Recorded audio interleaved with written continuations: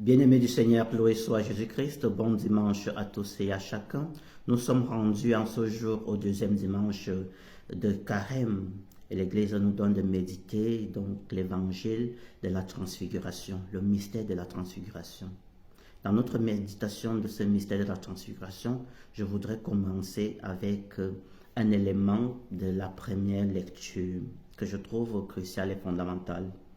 Le texte tiré du livre de la Genèse de ce jour souligne: le Seigneur dit à Abraham, quitte ton pays.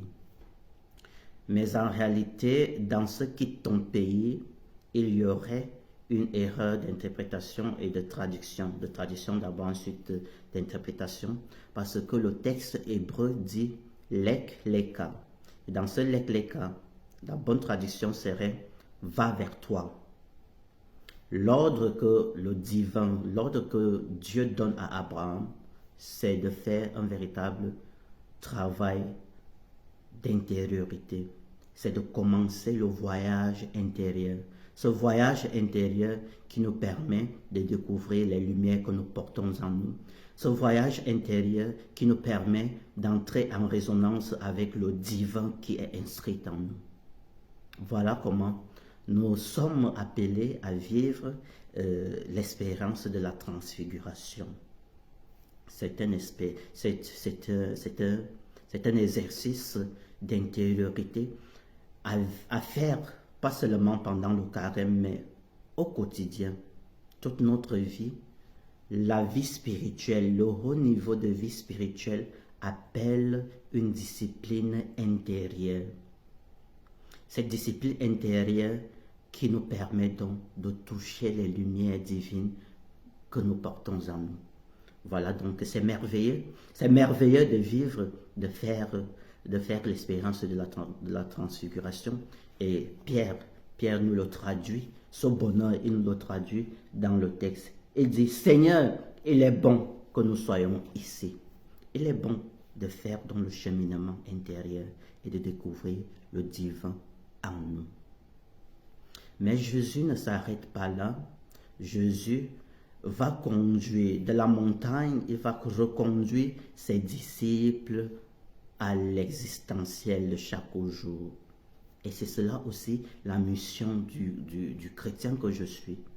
La mission de la religion n'est pas de rester toujours dans la contemplation, mais à la contemplation, il faut ajouter l'action de transformation de l'humanité.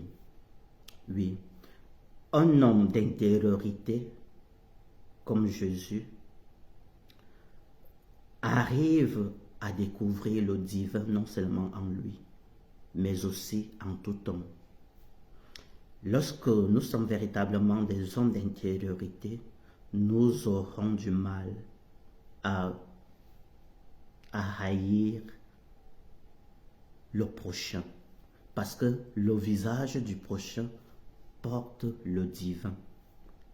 Lorsque nous sommes véritablement des hommes de l'intériorité, nous ne pouvons pas céder à la haine raciale et tribale.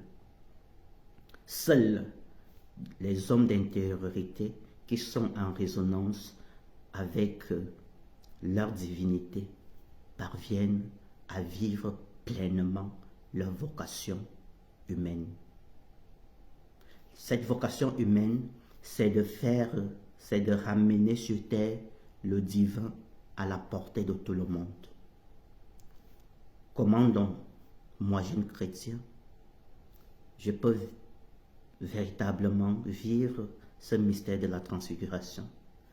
C'est chaque jour faire un travail sur soi pour découvrir les lumières divines en nous et de porter ces lumières de justice, ces lumières de pardon, ces lumières de réconciliation autour de nous. Voilà le grand défi du chrétien qui veut véritablement vivre l'expérience de la transfiguration.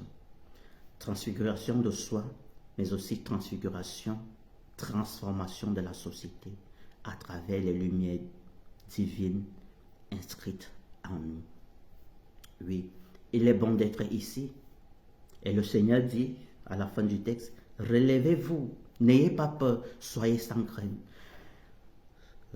Mettons-nous debout, allons à l'intérieur de nous-mêmes, découvrir le divin que nous portons, découvrir le divin inscrit en nous et transformons la société, parce que nous ne sommes pas seulement des êtres terrestres, nous sommes aussi et d'abord des êtres spirituels qui sont appelés à transformer l'existentiel, la société à la manière du divin. Oui, notre mission, c'est de porter les lumières de la transfiguration au cœur de nos vies. Ces lumières, c'est les lumières de l'amour, les lumières, comme je l'ai souligné, les lumières du pardon, les lumières de réconciliation. Tous ceux qui ont des difficultés à pardonner, tous ceux qui ont des difficultés à faire preuve de justice, preuve d'équité, preuve de solidarité, preuve de réconciliation, ont un problème, un seul problème, c'est qu'ils n'ont pas encore commencé le voyage intérieur. Le temps du carême est un temps du voyage intérieur. Notre vie chrétienne est une expérience d'intériorité perpétuelle en connexion avec le divin pour la transformation de notre existence. Que le Seigneur nous donne d'être des êtres, des chrétiens transfigurés, des chrétiens de la transfiguration, des chrétiens de la transformation de l'existence. Laissez jaillir le divin en vous et détruisez la haine. Bon dimanche à tous et à chacun.